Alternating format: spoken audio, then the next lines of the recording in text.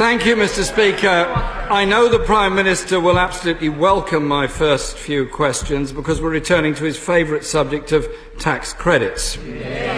Yesterday, one of his backbenchers said, and I quote, "Too many people would be adversely affected by the tax credit cuts. Something must give. For those of us proud enough to call ourselves compassionate Conservatives, it must not be on the backs of the working families we purport to serve." Where was she wrong?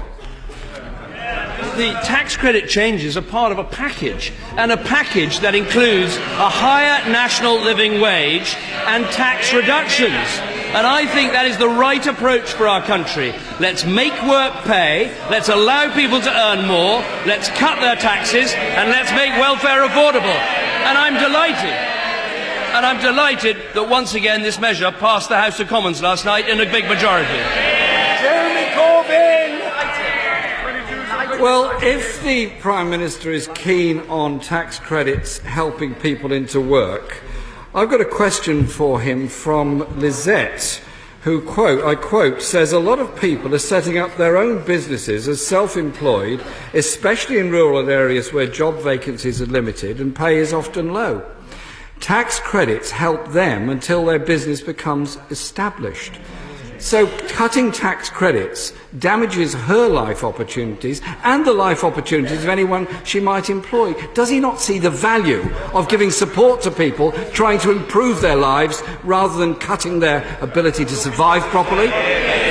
Of course we want to help the self-employed on low incomes, and that is why the people on the lowest incomes will continue to receive the child tax credit at £2,730. But there are other things we're doing to help the self-employed. We're cutting income tax. That helps the self-employed. We're introducing the employment allowance to cut the national insurance budget for the self-employed. That helps. But above all, what we're doing is creating an economy with 2 million more people in work, an economy that is growing, wages that are rising, and inflation that is at zero. And all these questions on tax credits, in a way, come back to the same point, which is how you build a strong and secure economy. And you don't do it on the back of a massive deficit and an ever-increasing debt, which is what Labour left us with. This is all very strange because the Prime Minister seems to have changed his mind on this subject in a rather large way. John emailed me to say the Prime Minister solemnly declared on national television shortly before the last, yes, solemnly, and I'm solemn as well, shortly before the last general election that tax credits would not be affected.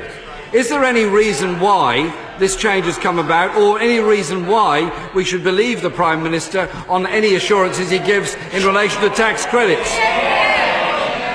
What we said before the election is that we would reduce welfare by £12 billion as part of getting the deficit down, part of getting the economy growing, and part of creating 2 million jobs. That is what happened at the election, and we are keeping our promises by delivering that stronger economy. He talks about something strange happening. Something quite strange did happen last night. We had a vote on tax credits, and the Deputy Leader of the Labour Party didn't turn up. Can he explain that strange outing? Mr. Speaker, if the Prime Minister cannot answer now on tax credits and the devastation that is doing.